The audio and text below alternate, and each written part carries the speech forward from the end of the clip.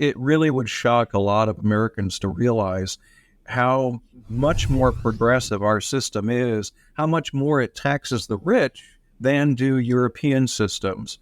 And also how much our tax system transfers or redistributes wealth from the top to the bottom of the income tax scale. And our tax system does a lot more to help the low income and poor people than do most European systems. So the top 10% of taxpayers in the United States pays, about 80% of all the income taxes. Welcome back to another episode of L Podcast. Today's guest is Scott Hodge, President Emeritus and Senior Policy Advisor at the Tax Foundation, where he served as president from 2000 to 2022, transforming it into a leading authority on tax policy. With over 35 years' experience, Scott played a pivotal role in shaping significant tax reforms, including the 2017 Tax Cuts and Jobs Act, and has been a prominent voice in national discussions on tax policy and government spending. Scott is also the author of the new book, Taxocracy: What You Don't Know About Taxes and How They Rule Your Daily Life. Thank you, Scott, for joining us today. Oh, Jesse, it's a great pleasure. Thank you for having me on. In your book, Taxocracy, you mentioned that our income is taxed 4 times and suggest that ideally the tax system should only tax income once and remain neutral between saving and consuming. Can you explain how our tax system allows for multiple taxation and whether this is a common practice around the world? Multiple taxation is a real problem in many tax systems, not just in the U.S., but it's a common element in income tax systems in particular. And so what you have is a situation where you and I go out and we earn a living, so we get salary. Well, we take some of that salary, we put it into savings, or we invest it, let's say, for instance, in the stock market. Well, when we get interest on that income, or we get a dividend from that stock, it's taxed again as a second layer of income. And then if let's say we invest in a business, and then when we go to retire, we sell that business, well, it's taxed a third time. And then if we, pass away, our assets are then taxed as part of the estate tax. And so you can have as many as 4 different layers of tax on that same dollar of income that's been used again to invest for the future.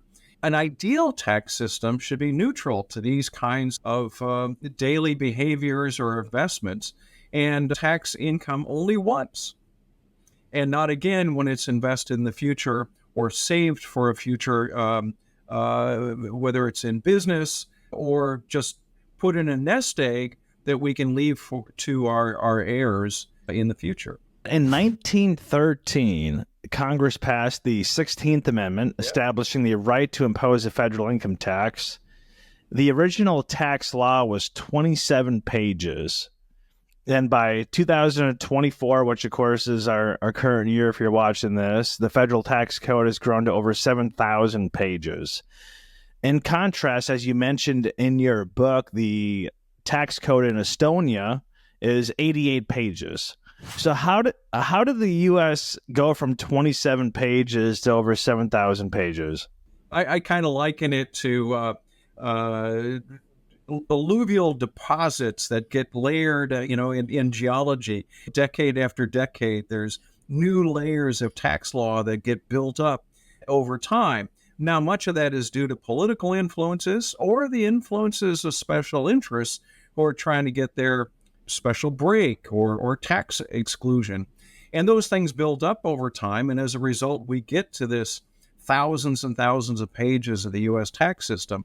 Now, Estonia, by contrast, had the luxury of breaking away from the Soviet Union, and they got the chance to start from scratch. They said, well, we want a new tax system that has nothing to do with the communists or the socialists. We want to start from scratch. So they started with a flat tax, which many of us in the United States have been advocates for a long time.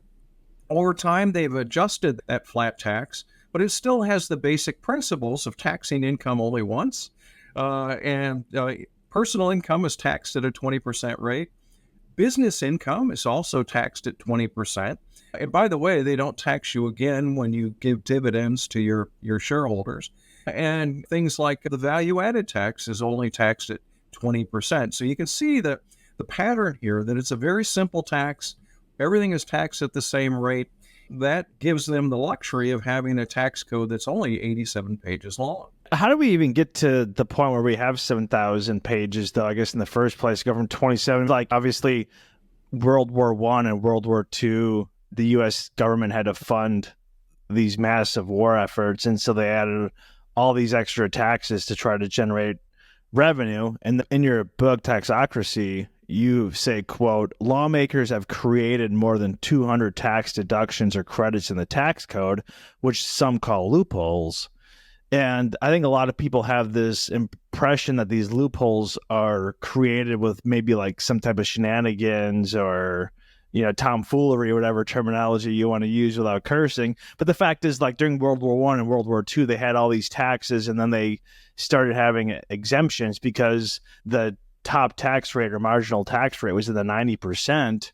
I mean, if you earned an extra $100,000 in the top tax rate, you only actually took home $8,000. But how did we get to the point where we went from 27 pages to 7,000 pages? I kind of asked that question before, but let's get a little more deep into it. Oh, yeah. And it was only 4 years after the enactment of the tax code. So in 2017 or in 1917 and 1918, during the war, they realized that with those really high tax rates, that people weren't giving to charity. And so that brought us the charitable deduction.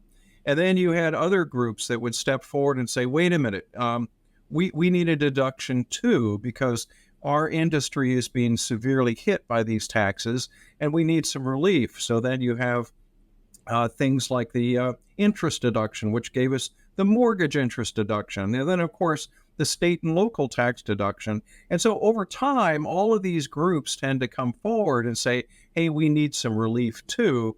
And then their provision gets into the code, and all of a sudden you have 220 different tax deductions and exemptions in the code. And that's the nature of a tax system that evolves over time and without a lot of planning. This all happens kind of organically, and then you end up 100 years later with a tax system that no one understands, no one can comply with, and then you have the IRS that's trying to implement this thing and has actually become, over time, a dispenser of benefits rather than a tax collector. And one of the things that's really happened in the last 30 years is Congress using the tax code to deliver benefits, whether it's things like health insurance through the Affordable Care Act, trying to spur people to buy electric vehicles or put solar panels on their roof or adopt children, take care of grandma, buy a home. All of these things are the ways that politicians have decided they're going to try to use the tax code to incentivize us to do things that are in their interests rather than necessarily in our interest. And so the more we try to get rid of these things and try to move toward what I call a neutral tax system, so we can sort of take back our lives, if you will, and gain back our own self-interest so that we don't have to comply with things that politicians have decided that we should be doing on their behalf. Yeah, speaking of some of the tax things that you mentioned in EVs, you write in your book, quote, how many government agencies does it take to determine if a vehicle is a sedan or an SUV? 3, transportation, the Environmental Protection Agency, aka the EPA, and Treasury. And why should it matter? Because it took 3 government agencies to determine if a $80,000 luxury vehicle made by General Motors was eligible for a $7,500 tax credit. Right now, I think there's a lot of kind of hoopla around this $7,500 tax credit for the EV. Can you talk about how these policies either incentivize businesses or individuals to kind of go against market forces? Yeah, it's really important to understand that as soon as politicians start putting these things in the tax code, then you get existential questions of what is an electric vehicle? What is an SUV? In other cases, and we can talk about this later, what is a candy bar? What is a tennis shoe? What is a delivery van? All of these things get into these existential questions because politicians have created these loopholes in the tax code for certain things. And then other industries say, hey, wait about us. What about us? And so it gets into these questions that multiple agencies have to decide what is a Cadillac SUV. Well, how does that change our behavior? A lot. Because then we have to start thinking about, well, should we buy a traditional gas-powered car or an electric car? Well, then, okay, well, we're supposed to get this $7,500 tax credit. However, gosh, after taking all my other credits and deductions, I don't owe any tax. So I don't get to take that tax credit because I don't have enough tax liability to take it against. And so what we find is that a lot of people who think they're going to get a $7,500 tax credit don't actually get the full value of the tax credit because they don't owe enough on their taxes in order to credit against. So who actually benefits from that tax credit? It's the manufacturers. And so they actually build that tax credit into the price of the car so that they benefit from it, not necessarily us. That also happens with things like education tax credits, which get built into the tuition that universities charge. They know you're going to get whether it's $2,500 or $5,000 or what have you. So they build that into the price of the tuition. Same goes with housing. The mortgage interest deduction gets built into the price of homes, which makes homes less affordable rather than more affordable. So it's these kinds of things that you think, well, they're great. They're incentives to get us to do things. But when you actually understand the full implications of these things, you find out that the unintended consequences is they make them less affordable and less inexpensive than they're made out to be. What are some of the worst tax codes you think right now? I know you talk a lot about the mortgage interest one in the book, but there's a lot of other ones that you talk about. What are some of the worst ones in 2024? My goodness, it's a target-rich environment, I guess. I've been doing a lot of research more recently, believe it or not, on the untaxed sector. I think, we often think about things like, when you tax something, you get less of it. Well, in some cases, if you don't tax something, you get more of it, interestingly enough. And so, for instance, we've exempted over the last 120 years many different industries and sectors from the tax code. One good example would be credit unions, which have been exempt from the tax code for about 100 years because they were originally sort of voluntary organizations where people would band together, pool their money, lend it to you so you could buy a new farm or a new tractor for your farm or something like that. Well, now they're big business and they're competing tax-free with for-profit banks and other private sector institutions. And so now we have a situation where credit unions are actually buying banks, believe it or not. So to me, it's kind of like, imagine the YMCA buying Gold's Gym. That's kind of the situation we're in. Similarly, we have tax-free or tax-exempt hospitals. Tax-exempt hospitals are now $1 trillion industry and all tax-free, and that puts them in the situation oftentimes of buying tax-paying hospitals. And as a result of that, local communities don't get the tax receipts from those property taxes and whatnot. So these kind of exemptions can truly distort a marketplace, but also create the opportunities for entrepreneurs within that tax-exempt industry to create multi-billion-dollar industries as a result. I think that's truly unfair. I think we ought to have a level playing field in which you don't have tax-exempt industries or businesses competing with taxable businesses. That's just truly unfair in my mind. Yeah, and I think right now we're seeing with all the kind of the chaos on the campuses where you have like these massive universities that are essentially hedge funds that are nonprofit status. Like, are they really providing a lot of support for the local community or for themselves? I think like there's a lot of questions on that. They don't pay property taxes often, although some of them contribute to the local coffers, which they call them taxes in kind or something like that. but they don't pay their real fair share. And of course, many of them, as you mentioned, have become sort of tax-free hedge funds with their massive endowments. They get most of their incomes from non-charitable sources. So the amount of income that most universities get from, alumni is really a small fraction of their overall budgets. They get, a lot of money from television contracts, other sorts of endorsements, royalties that they get from patents and trademarks that they've created thanks to government grants. Of course, they get money from tuition and charging students at the cafeteria and all of these other things, which are really business-related income that goes tax-free. And so I think that we ought to start thinking about how we can tax the business income of these non-tax or tax-exempt organizations, because they're truly just becoming big businesses competing with for-profit organizations, I think, in a very unfair way.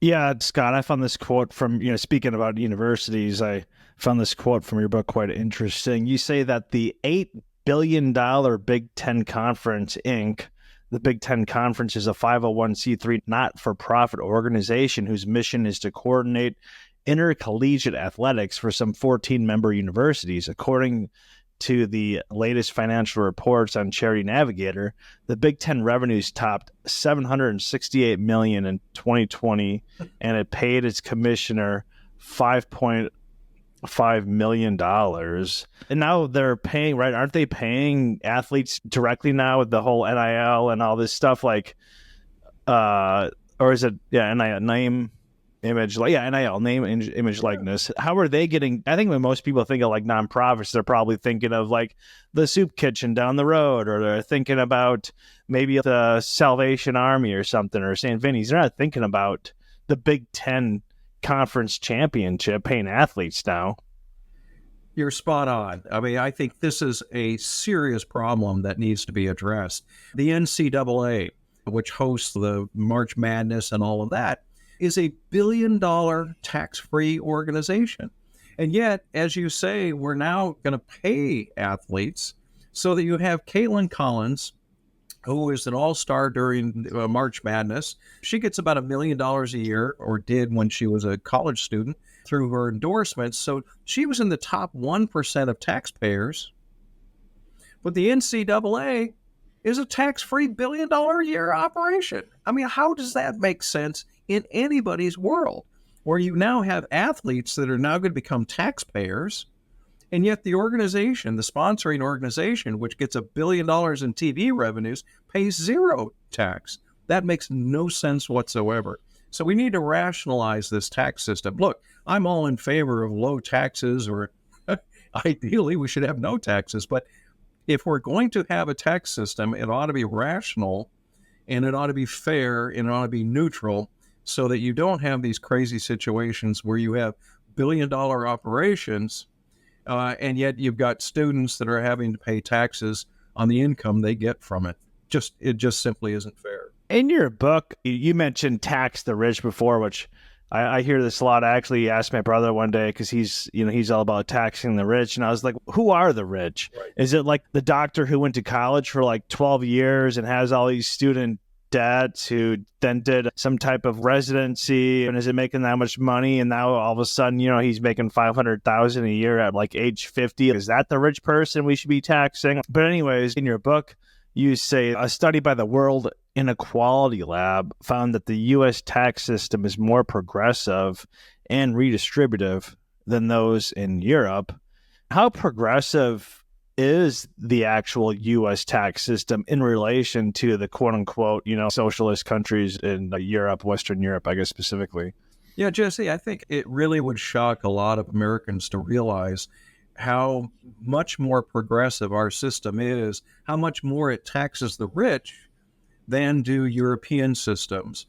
And also how much our tax system transfers or redistributes wealth from the top to the bottom of the income tax scale. And our tax system does a lot more to help the low income and poor people than do most European systems. So the top 10% of taxpayers in the United States pays I don't know, about 80% of all the income taxes in our code. European systems are much more egalitarian. They start taxing people at top rates at a much lower level so that people that might be considered middle class or upper middle class would pay those high rates in Europe. So we think about, oh, well, Scandinavia has 50% tax rates. But actually, as it turns out, it's a much more egalitarian system. Here, we have a huge number, about 54 million people that pay no income taxes because of the exemptions and credits that we've built into the tax code. And we transfer about $1.5 trillion a year from the top of the income tax scale down to the bottom in order to pay for all those credits and deductions, or in some cases, they're just transfers. I wouldn't call them welfare per se, but it's social programs that are delivered through the tax code. Things like the child tax credit, the earned income tax credit, and many of the other tax credits that are considered what we call refundable credits. So that if you don't have a full tax liability, or other credits have basically zeroed out your liability, but you are still eligible for, say, a child tax credit of $1,000, the IRS will send you a check for $1,000 even if you owed no other income taxes, because of the way that these credits are designed. So in many respects, the IRS has now become a deliverer of benefits to people through these various programs, which is something that it's really not equipped to do or designed to do. And that's one of the reasons that we have a lot of fraud and mistakes in the tax code. The earned income tax credit, which is supposed to help poor working people, has an error rate or a fraud rate of about 25%, which totals about over $20 billion a year worth of mistakes and fraud. So when you create these programs in the tax code, it creates an incentive for people to take advantage of them, much like what we saw with many of the credits that were created during the COVID era. There was billions of dollars worth of fraud out there because we created this incentive for people to try to cheat the system. One of my best friends lives in Luxembourg, which is, per capita is the richest country in the world. Right. And he's a president of a bank. He was my roommate when I was living in Denver, and he was, I don't know how much of the time he's making, but he says that now he pays less taxes in Luxembourg than he did when he was working in Denver as a percentage of his income. But he says he gets a lot more for his taxes in Luxembourg than he does in the U.S.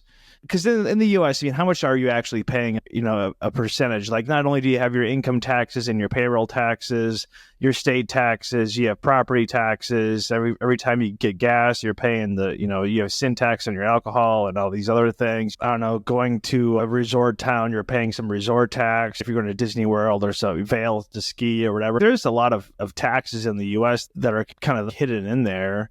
But I don't really feel like the average person in the U.S. doesn't feel like they're getting the value, or in Europe, where you're getting your health care and you're getting especially Luxembourg, if you take the subway for free, you get 18 months maternity leave, you have free daycare. You're getting a lot of bang for your buck. Like, for me, I don't have really a problem paying the taxes, but I don't necessarily feel like it's money well spent, so to speak, in the U.S. versus maybe some of these other countries.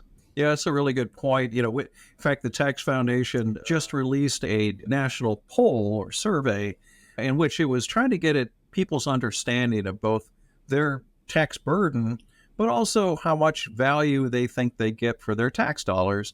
And by and large, Americans don't believe they're getting value for their tax dollars. They believe they're overpaying. They believe a lot of their money is wasted in government programs. And in many respects, they're absolutely right, because what happens is, we pay our taxes and then it sort of trickles down through the bureaucracy.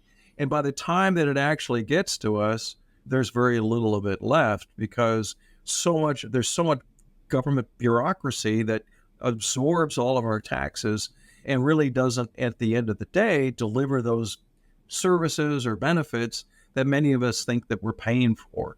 So we've got to find a way to change all that. And it's one of the reasons why we have such massive deficits and the national debt is growing so much, is because we haven't pared back the bureaucracy. We are overspending, but getting very little value for that spending. So there's kind of an irony there, is that government spending is going up, and yet at the same time, we don't feel like we're getting value of it. Now, a lot of the money that we're spending in taxes goes for transfers and other social programs, whether it's Social Security, helping seniors with Medicare, helping the poor with Medicaid, and other sort of programs that are more social in nature in the tax code. And that's why the rest of us feel like, well, gosh, I don't get much out of this. And that's because so much of our tax dollars are going to others in the form of these social benefits. You kind of mentioned the debt. You hear a lot about the debt right now. Is our debt unsustainable? I mean, we're at what, like close to $36 trillion. I think what, 35, 36 trillion, whatever. But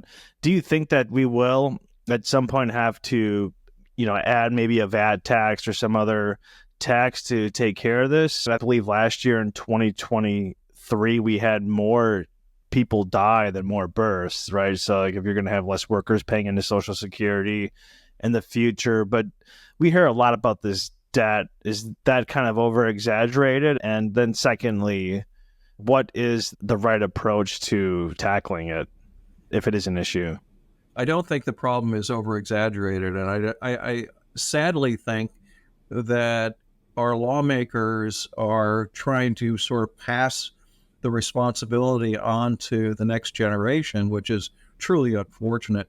The problem really is spending, but we have created these programs that run on autopilot so that there's never any annual analysis or review of them. We think of Social Security and Medicare and some of these other programs for the elderly, but Medicare had about $80 billion worth of waste, fraud, and abuse last year, and yet no one has held hearings to figure out how they can fix it. So there are flaws in these programs, even though they're well intended, but you have flaws that continue year after year after year. In fact, last year, I think that the Government Accounting Office, which is our government's own internal auditors, found somewhere in the neighborhood of 200 some billion dollars worth of what they call, it's essentially, waste, fraud, and abuse, money that goes out the door that shouldn't have. And it's whether it's to providers that are less than honest or just simple mistakes in the system. This continues year after year after year, and no one takes responsibility for it. At the same time, there is a lot of discussion about whether or not we should have a value-added tax or raise taxes so that we can bring down the debt and the deficit. But I don't think that that's really the solution. We have to get spending under control, because we've shown year after year that even when we do raise taxes, it's never enough, that the spending always seems to outpace the amount of revenues or taxes that we pay into the system. In fact, there's often a lot of talk about what they call the tax gap, and that's the difference between what the IRS collects and what experts think the IRS should be collecting, if we didn't have tax avoidance and we didn't have tax cheating and whatnot. And when I did a little thought experiment last year, and I said, well, what if the IRS did collect, let's say, $600 billion in new revenues that they're supposed to, but don't? That would still fall way short of what it would take to balance the federal budget. So even if we did solve things like the tax gap, it wouldn't solve the problem, because spending is so out of control that even that amount of new revenues just simply can't fix the problem. How much of this problem is just created by the fact that the global reserve currency is in the US dollar? You have, quantitative easing. You can get into the semantics of it, but it's essentially printing money. I know it's more complex than that, but, we're 2024. You're moving digits around on a computer screen, right? I'm not...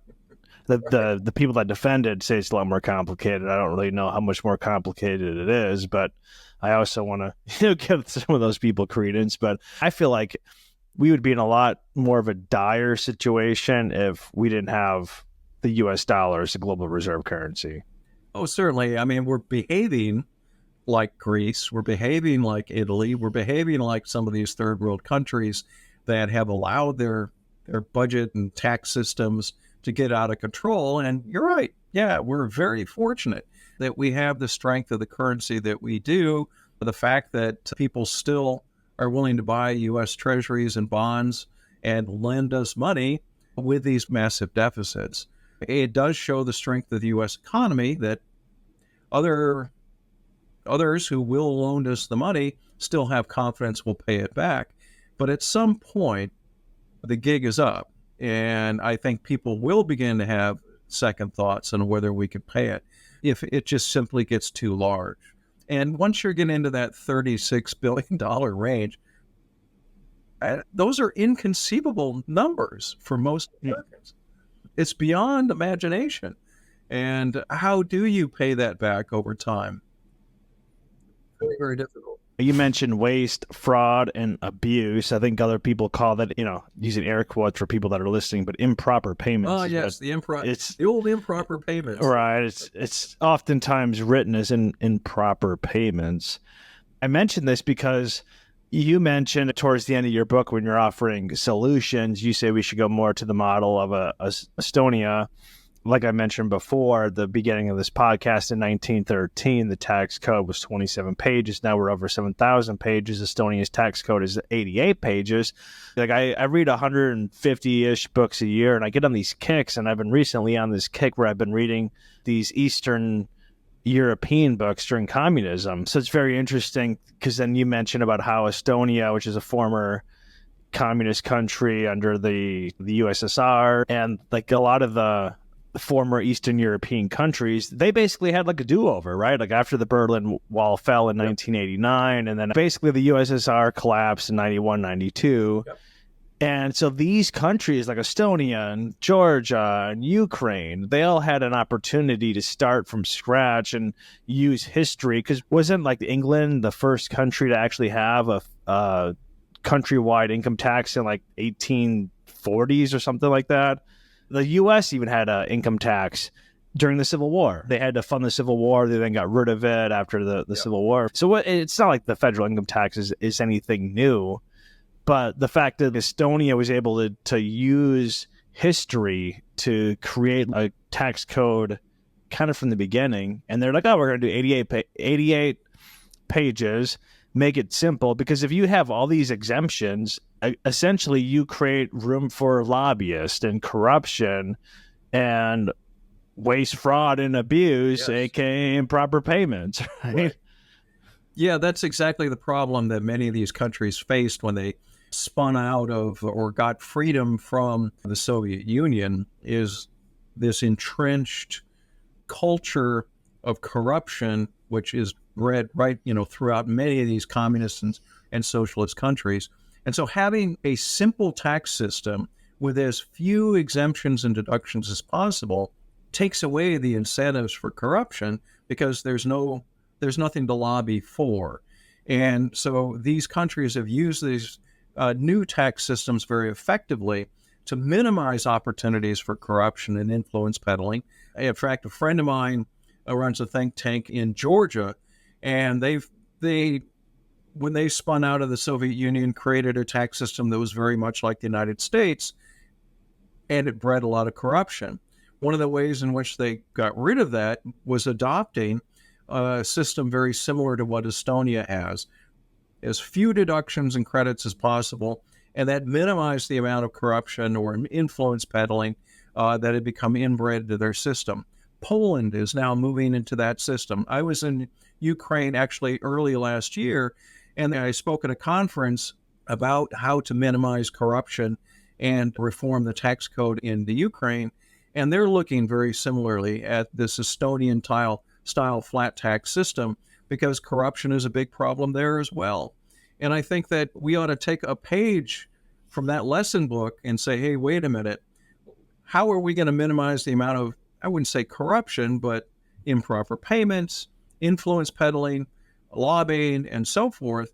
By moving toward a simple system, we can get rid of that and improve the economy as well at the same time, because the more you minimize the amount of influence peddling in the tax code, the more the economy can thrive as a result and not get distracted by all of these provisions that have been put in the code by politicians to change the way that we behave or to influence the direction of the economy. In your book, you basically say that in terms of what would be more of an ideal tax code, you say that conforming to the four principles of good tax policy, neutrality, simplicity, transparency, and stability is most conducive to economic growth. And I was recently reading, a couple months ago, I was reading The Power of Money by Paul Sheard, who's also a member of the World Economic Forum's Global Future Council. He writes that governments use taxes to do three things. They redistribute income, encourage or discourage certain activities, and then modulate aggregate demand. It seems like that's really one of the primary focus of taxation, is to either incentivize or de-incentivize actions. Like, who the hell is someone to make some type of unilateral, and this is what politicians do, right? You mentioned in the book, you mentioned about how the cars are so expensive in Denmark because they add this excise tax. All of a sudden, a $30,000 car in the U.S. is $75,000 in Denmark. And then you make it where you get rid of the parking spots and add bike lanes, or the soda tax, and like Philadelphia you mentioned. So then you just go to the suburbs. But anyways, who's a politician to tell me if I want to enjoy my Coca-Cola or drive my car to work that I'm somehow a bad person? And now we especially see with the EVs and the green credit. I mean, you could go on, but I really thought that was an important, I agree with what you basically have to say is my point on that.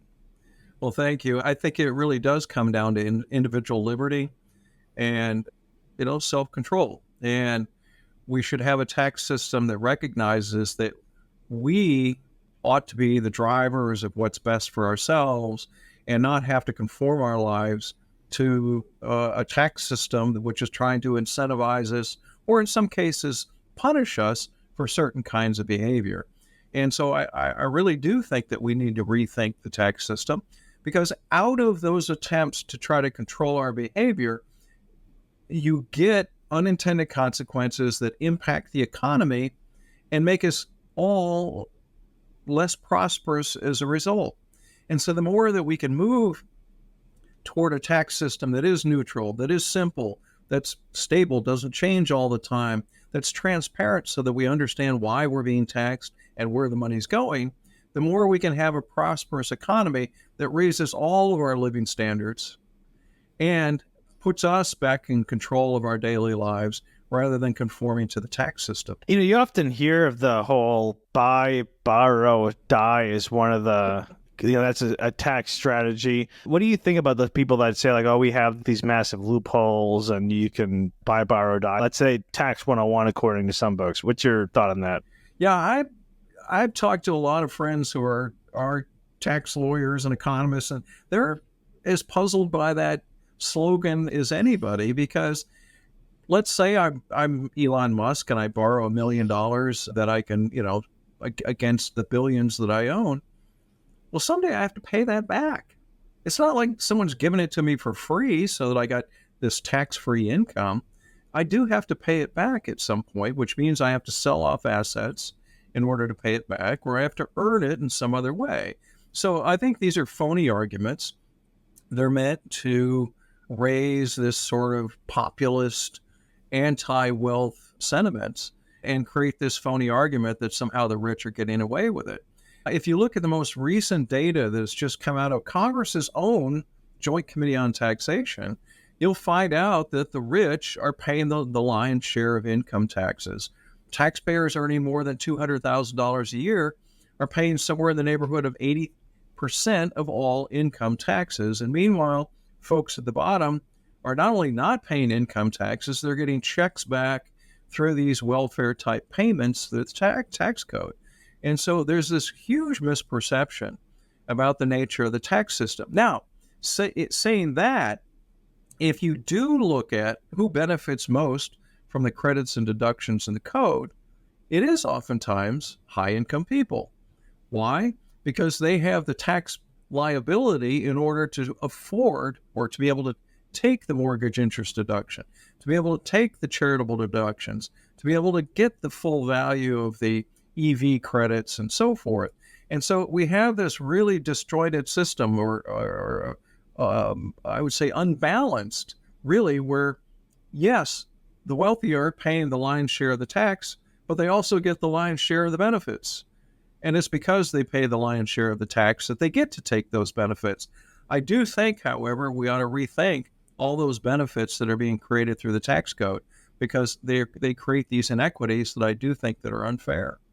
I'm fine paying the taxes, but when the government's trying to incentivize, like I said, let's just pick EVs right now. Like, okay, like everyone should drive an EV. Like, well, what if you live in the country and you're a farmer and you don't have access to any type of charging outlet? Why is that person or family being punished for some rich fat cat artist in LA who happens to ride? I mean, like, it just doesn't.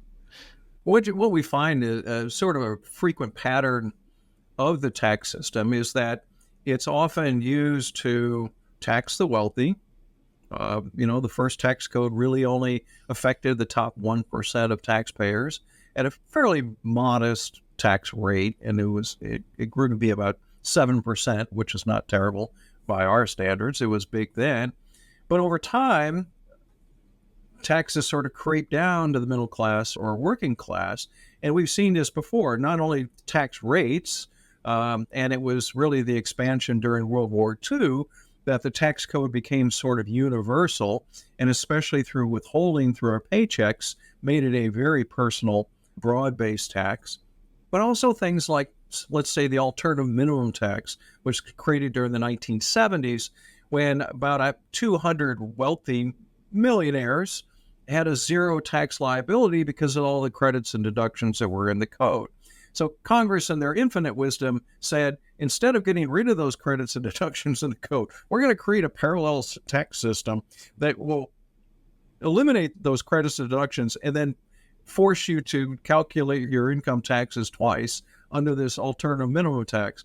Well, up until a few years ago, there were about 5 million middle-class families that were being impacted by this alternative minimum tax.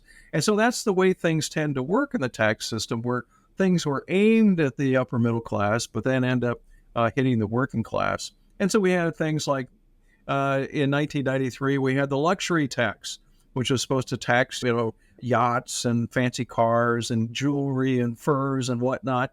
Well, the luxury tax ended up killing the U.S. yacht building industry, and it all moved offshore. People that worked in auto dealerships got impacted. People who sell furs and clothing and jewelry got impacted. That's the way things tend to work. There's been a long history of attempts to try to tax the wealthy, and it's ultimately real people who get impacted as a result. The last major tax reform was 1986 under the Reagan presidency. Do you ever think that we will see another major reform like that? People talk about flat taxes or consumption taxes, adding a VAT tax, whatever. There's a lot of different systems we could use, but do you think that we will see some type of major reform like we had in 1986, say in the next, 10 years? I mean, I don't want to say 20 because I think that horizon's a little too far out to predict, but. Yeah, it's interesting you asked that, Jesse, because my colleagues and I were talking about this very thing the other day, and what it will be the catalyst for major tax reform. Now, a few years ago in 2017, we did have a pretty big tax bill. It wasn't quite as dramatic as 1986, but the catalyst for that legislation it was really all about cutting the corporate tax rate to make the U.S. more competitive in the global economy. At that time, the U.S. had the highest corporate tax rate in the industrialized world. We had companies that were moving their headquarters to low tax jurisdictions to avoid the tax, etc.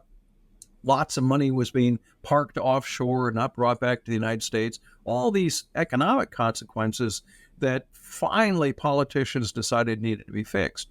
Well, they did fix it. And so what's going to be the next catalyst for something that will be truly transformational? Some have pointed to the debt and the deficit being that, and the fact that we will need at some point a new tax system that can close that deficit gap. But what will be the next catalyst? I don't know. Perhaps, I'd like to think it's just the sheer complexity of the tax system and the demand that people want a simpler system that's easier to understand, easier to comply with, and ultimately for the government, easier to administer too. Because I think the IRS is failing And the only solution is a simpler tax system.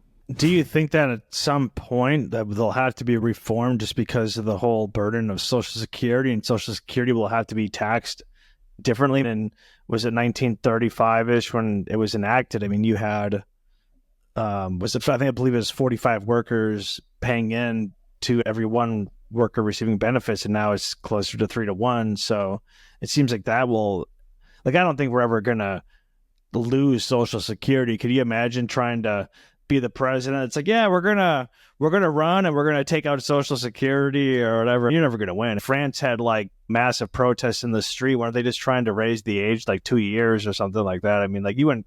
It's not gonna be gone, but it's definitely gonna have to be financed in different ways, I would think.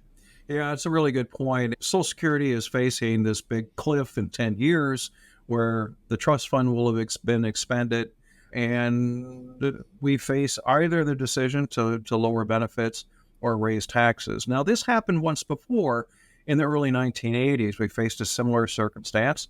They created a commission. They ended up making some small adjustments to the benefit system, but mostly what they did is raise the payroll tax, which worked for a long time, but eventually demographics caught up with us.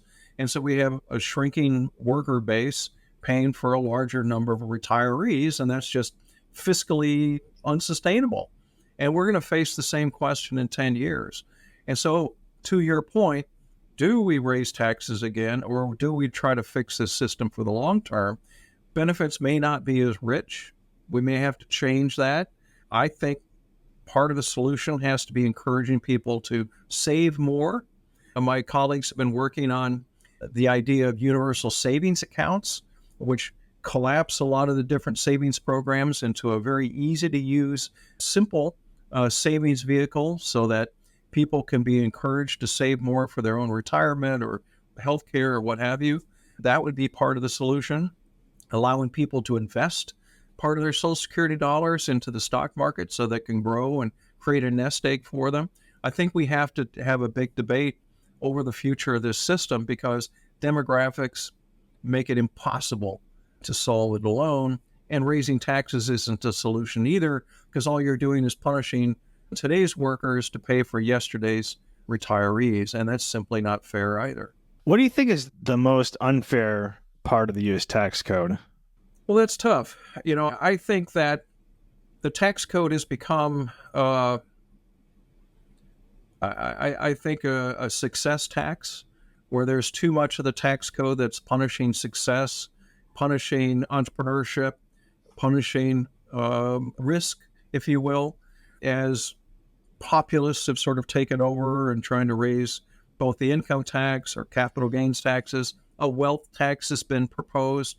All of these things I see as success taxes. They're aimed at success, and so the message I think is the wrong one. We ought to be encouraging success. We ought to be encouraging environment, entrepreneurship, encouraging investment, risk taking, and we shouldn't put the tax code in the way of those things. There's a lot of people. The Biden administration is saying, "Look, we want to reward the middle class." Well, that's great. Let's reward the middle class, but let's not punish the rich as a means of doing that. And I think that that's the thing that I worry most about, is that the tax code has become a tool for punishing success. And in many respects, these wealth taxes are the new sin taxes. Much of the way that politicians want to use the tax code to punish sinful behavior like smoking or drinking or gambling or what have you, they're using the tax code to punish investment, punish success, and punish savings. And I think that's the wrong approach. Speaking of punishing success, you have Robert Kiyosaki, whose most famous book, is Rich Dad Poor Dad. Then he has his quadrant where he basically says the person that's taxed the highest would be the person that's an employee, and the person that's taxed the less in his 0% quadrant is the I, or the investor. Is that actually true? That's a pretty good analogy. The way the tax system works today is that we have this small group of people at the top that are paying the majority of the taxes because of our progressive tax system. And we're using that system to subsidize everyone else at the bottom. I guess the irony is that many of the low-income people believe they're overtaxed because they don't understand how the tax system actually works. But there is a lot of inequities in the tax system, and I think that we need to stop using the tax system for either social or economic engineering and simply make it a tool for raising enough revenues to fund government programs and make sure that it's transparent enough so that we know why we're being taxed and where our money's going. What is it, like 800 or something like that, billionaires in the U.S.? They obviously have different financial tools available to them, but you're talking 800 people. But when people are talking about like rich people, it's the anesthesiologist making $1 million a year who's an employee.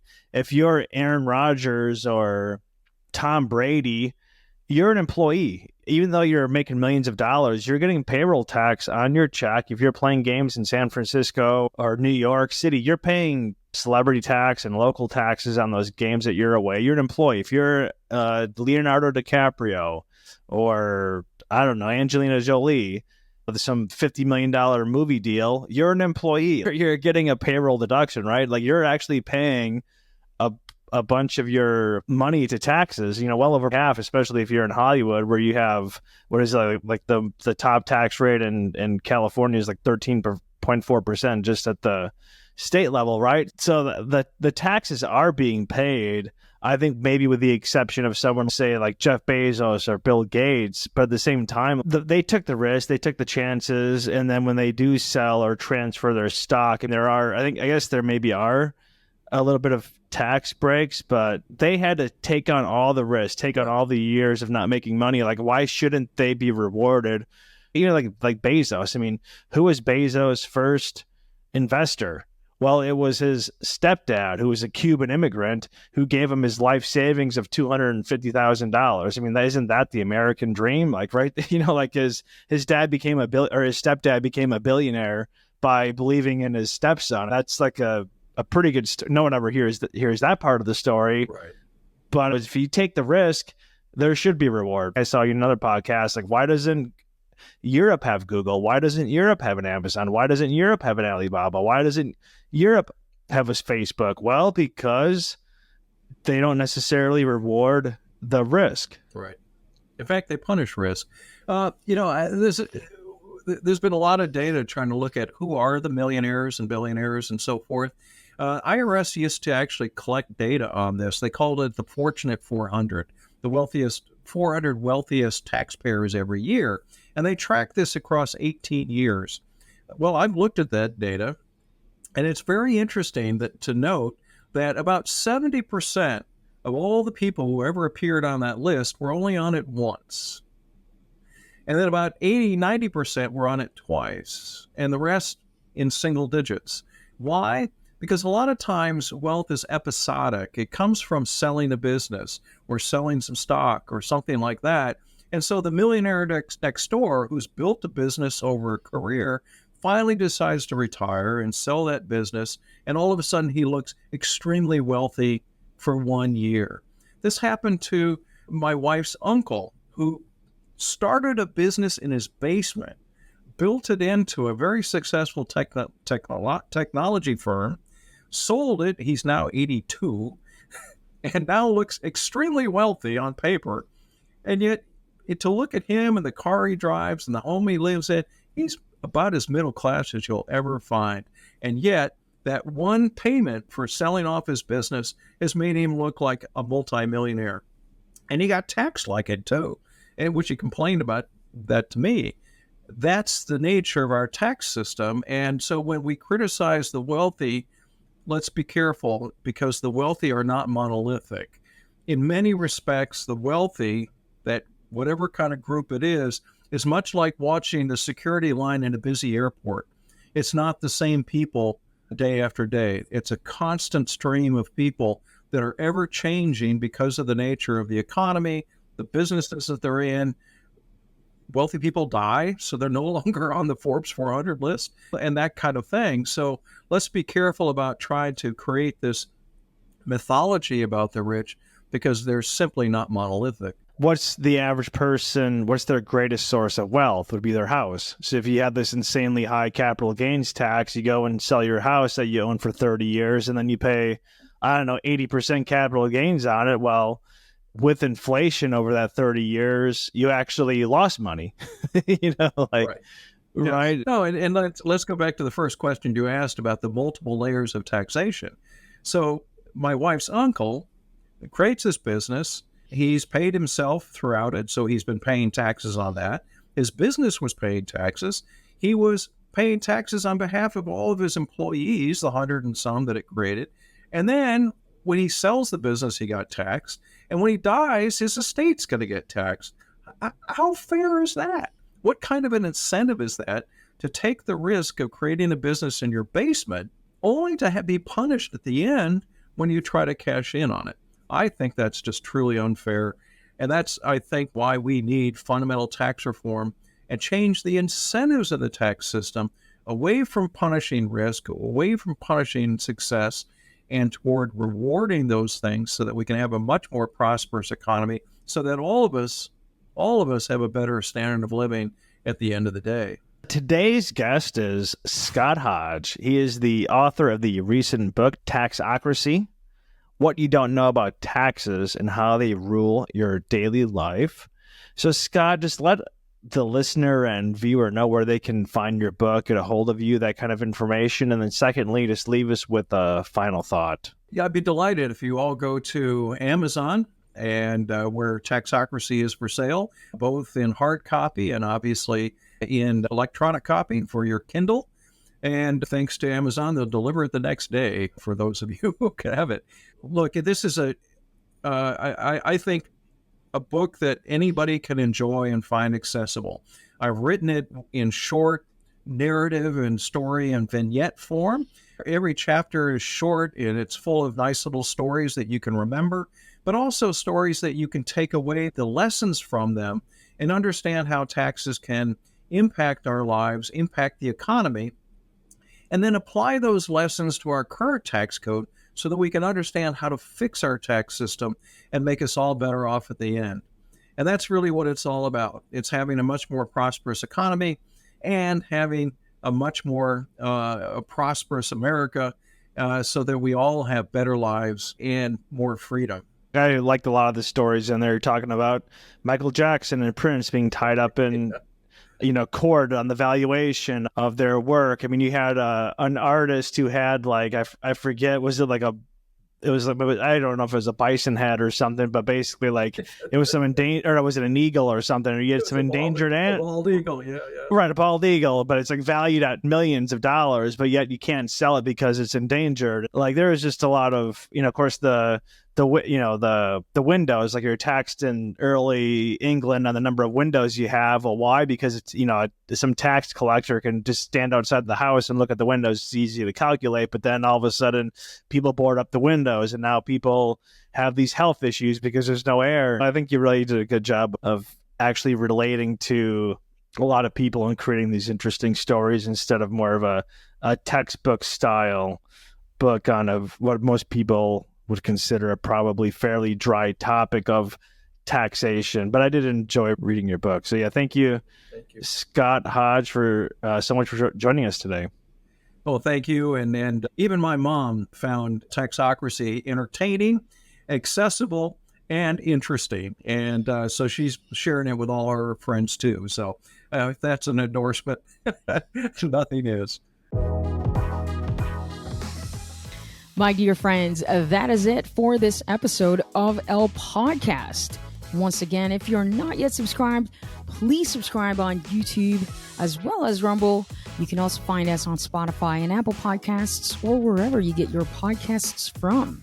We thank you all from the bottom of our hearts for watching and listening, and we will see you on the next episode.